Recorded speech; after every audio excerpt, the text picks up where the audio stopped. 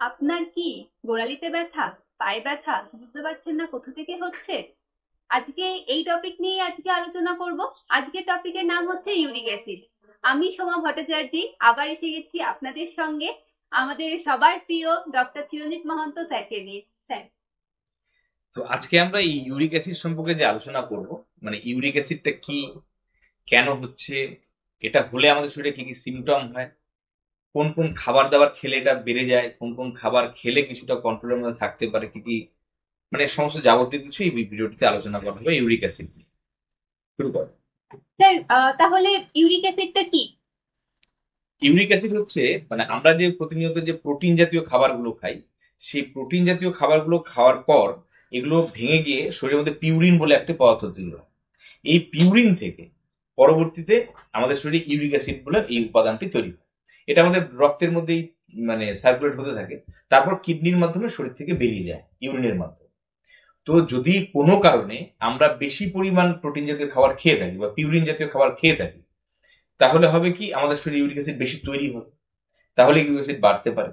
বা যদি এরকমটা হয় যে কোনো কারণে কিডনির কোনো সমস্যাজনিত কারণে বেরোলো কম, শরীর থেকে কম বেরোচ্ছে, তাহলে কিন্তু শরীরের মধ্যে ইউরিক অ্যাসিড জমে গিয়ে ইউরিক অ্যাসিড বেড়ে যেতে পারে। তো এই দুটো কারণে ইউরিক অ্যাসিডটা আমাদের শরীরে হয়, যেটাকে আমরা হাইপার ইউরিসেমিয়া বলি। হ্যাঁ স্যার, তাহলে এই রিজনটা কি, মানে কেন হচ্ছে ইউরিক অ্যাসিডটা? মেনলি দেখুন, এটার মেইন যে কারণে ইউরিক অ্যাসিড আমাদের শরীরে বেড়ে যায় সেটা হচ্ছে ইনটেক যদি আমাদের বেড়ে যায়। মানে আমরা ডায়েটের মাধ্যমে যদি পিউরিনটাকে বেশি পরিমাণে শরীরের মধ্যে নিই, তাহলে কিন্তু ইউরিক অ্যাসিডের মাত্রাটা আমাদের বাড়ে। তো আপনি বলুন যে কোন কোন খাবার খেলে ইউরিক অ্যাসিডের পরিমাণটা বাড়ে। যেহেতু আপনি বললেন যে পিউরিন জাতীয় খাবারের ব্যাপারে, তো হাই পিউরিন জাতীয় খাবার যেগুলো রয়েছে সেগুলো আমাদেরকে রেস্ট্রিক্ট করতে হবে। হাই রেডি মিটটাকে আমাদেরকে বন্ধ করতে হবে। বিভিন্ন রকমের অনেকের মধ্যে মিট থাকে, মানে কুসংস্কার থাকে যে বিভিন্ন রকম ভেজিটেবলস, বেশিরভাগ ভেজিটেবলস এর মধ্যেই রয়েছে ইউরিক অ্যাসিড। এটা ভুল ধারণা। খুব যেসব, যেমন ফুলকপি খেলে ইউরিক অ্যাসিড বাড়ে বাড়ে, এটা একদমই নয়।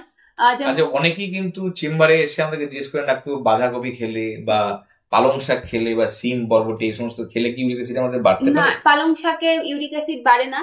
এগুলো লিমিটেশন রাখতে হবে। প্লাস খুব খুব পরিমাণে যে কোনো জিনিস তো খাওয়া উচিত নয়। আর পালং শাক হোক, বাঁধাকপি বা ফুলকপি, এগুলোতে ইউরিক অ্যাসিড খুব একটা বেশি থাকে না।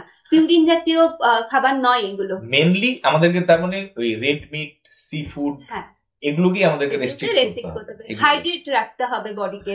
বডিকে যদি হাইড্রেট রাখতে হবে। আচ্ছা, এছাড়াও কিছু কিছু মেডিকেল কন্ডিশন আমি যেটা বলেছিলাম, এটা তো হয়ে গেলো ইনটেক। হ্যাঁ। এবার আউটপুট যদি আপনার কম হয়, যেরকম ধরুন আপনার কিছু কিছু আগের থেকে কোনো রোগ আছে, যেরকম আপনার ডায়াবেটিস আছে বা আপনি ওবেসিটি আছেন বা আপনার হাইপার টেনশন আছে, কিংবা আপনার কিডনির কোনো একটা ডিজিজ আছে, যেরকম ক্রনিক কিডনি ডিজিজ, সেক্ষেত্রে কি হয়, সেক্ষেত্রে কিন্তু কিডনি আমাদের শরীর থেকে ইউরিক অ্যাসিডগুলোকে পেচ্ছাপের মাধ্যমে বাইরে বের করতে পারে না, যার জন্য ইউরিক অ্যাসিড বেড়ে যায়।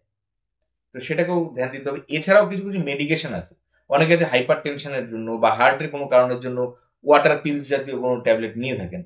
তো সেই ওষুধগুলো কিন্তু আমাদের শরীরে ইউরিক অ্যাসিডের মাত্রা বাড়িয়ে দেয়।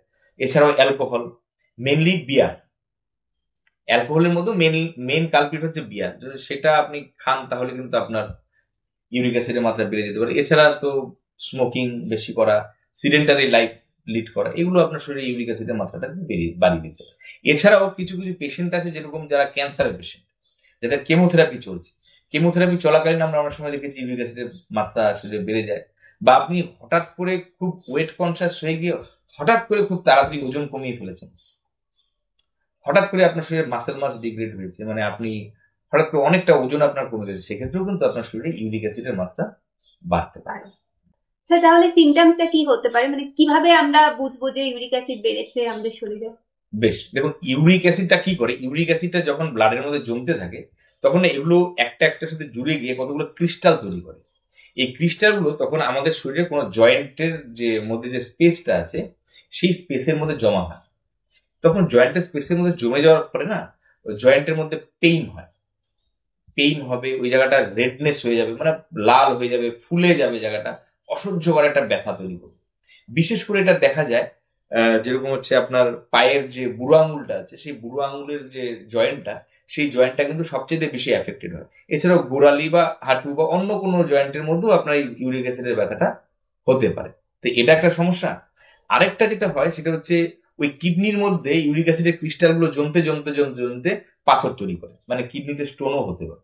সুতরাং ইউরিক অ্যাসিড হলে আপনি বুঝবেন কি আপনার গাটে গাটে ব্যথা হচ্ছে, আর আপনার কিডনি স্টোন থাকতে পারে, এই সময় এই সিমটমস।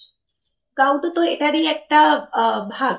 হ্যাঁ, এই ইউরিক অ্যাসিডে যে ব্যথা হয়, ব্যথা হয়ে যে জয়েন্টটা ফুলে যাচ্ছে, তো এটাকেই আমরা বলি, এই আর্থ্রাইটিসটাকে আমরা গাউটি আর্থ্রাইটিস বলি বা গাউট বলি। আচ্ছা স্যার, তাহলে ম্যানেজমেন্টটা কি হতে পারে? আমরা ম্যানেজ করব কি করে ইউরিক অ্যাসিডটাকে?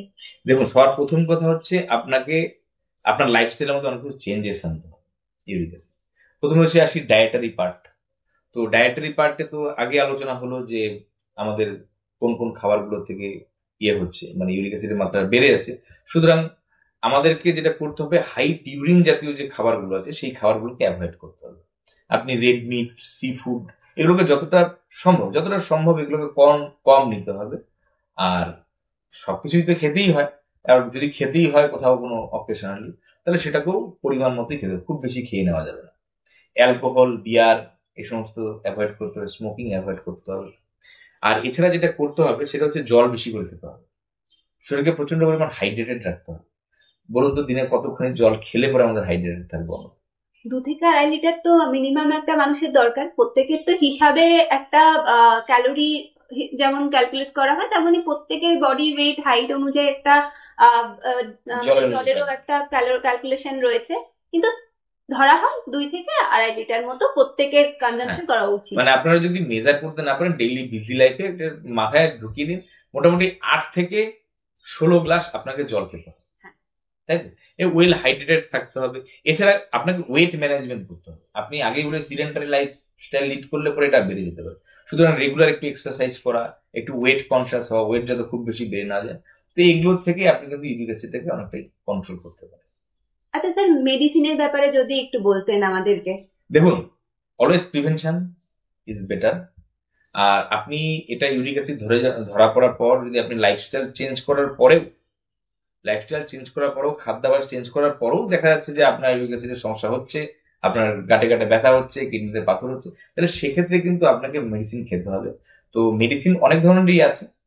তো আমি পরামর্শ দিব যে আপনি প্রথমে একটা ল্যাবরেটরি টেস্ট করান, ইউরিক অ্যাসিডের মাত্রাটা দেখুন, এবং কাছাকাছি কোনো ডাক্তারবাবুর কাছে পরামর্শ নিন।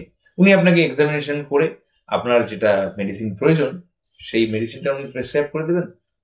এটা খুব একটা বেশি খারাপ রোগ নয়, জটিল ব্যাপার নয়, তাড়াতাড়ি সুস্থ হবে। তাহলে আজকে এই অবধি।